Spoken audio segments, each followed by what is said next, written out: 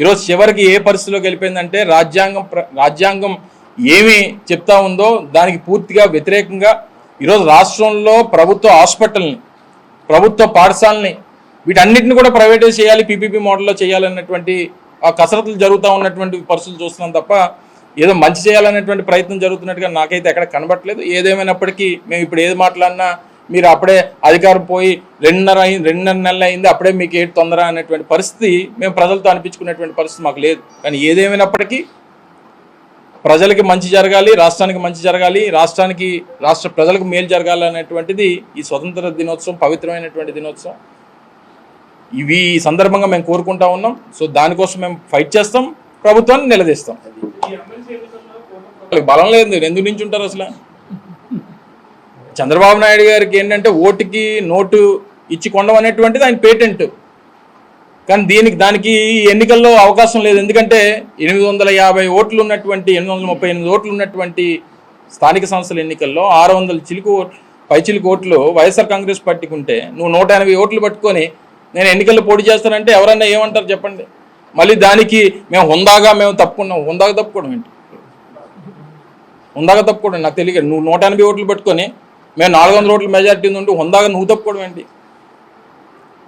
మళ్ళీ అంటారు మేము వాళ్ళు ఇచ్చినటువంటి స్టేట్మెంట్ చూస్తే మేము ఈ ఎన్నికల్లో పోటీ చేయాలంటే అవినీతి పరులైనటువంటి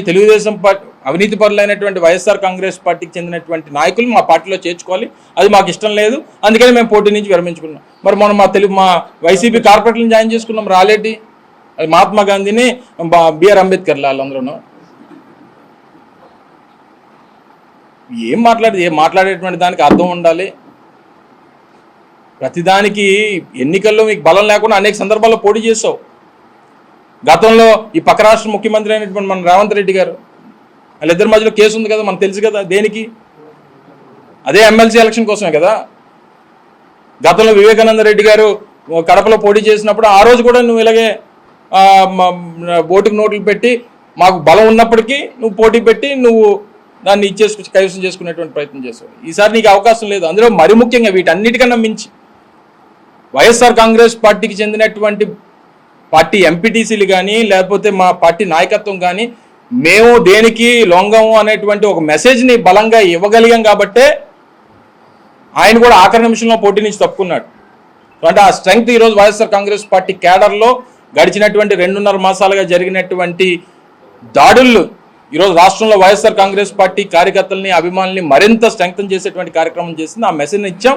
సో దానికి భయపడి వారు ఎన్నికల నుంచి తప్పుకున్నారనేటువంటిది నా తాలూకు అభిప్రాయం. Right, thank you. మా ప్రభుత్వం లా అండ్ ఆర్డర్కు అత్యంత ఎక్కువ ప్రాధాన్యత ఇస్తుంది. ఈ విషయంలో 0 టాలరెన్స్ అని స్పష్టం చేస్తున్నాను. ఉమ్మడి రాష్ట్రంలో మత ఘర్షణలు, రౌడీయిజం, ఫ్యాక్షనిజం, నక్సలిజాన్ని నిర్మూలించిన చరిత్ర తెలుగుదేశం ప్రభుత్వానికి ఉంది. నేడు మళ్లీ లా అండ్ ఆర్డర్ ని అత్యంత కట్టుదిట్టంగా అమలు చేస్తాం.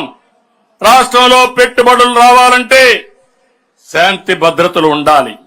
నేరస్తులు రాజకీయ ముసుగులో వచ్చి రౌడీజం చేస్తే ఉపేక్షించేది లేదు. మా ప్రభుత్వంలో ఎటువంటి రాజకీయ కక్ష సాధింపులకు తావులేదు.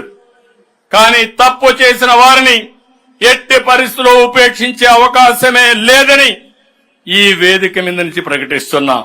అవినీతికి పాల్పడి ప్రజల ఆస్తులను దోచుకున్న వారి నుంచి ఆ ఆస్తులు చట్టపరంగా తిరిగి రాబట్టి ప్రజలకు అందేలా చేస్తాం. తప్పు చేసిన వారికి శిక్ష పడే వరకు విశ్రమించాలని ప్రజలకు తెలియజేస్తున్నా.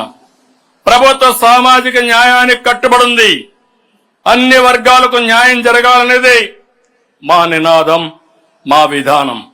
ఎన్నికల్లో సీట్ల కేటాయింపులో సోషల్ రీఇంజనీరింగ్ ద్వారా అన్ని వర్గాలకు సమన్యాయం చేసి తిరుగులేని ఫలితాలు సాధించాం.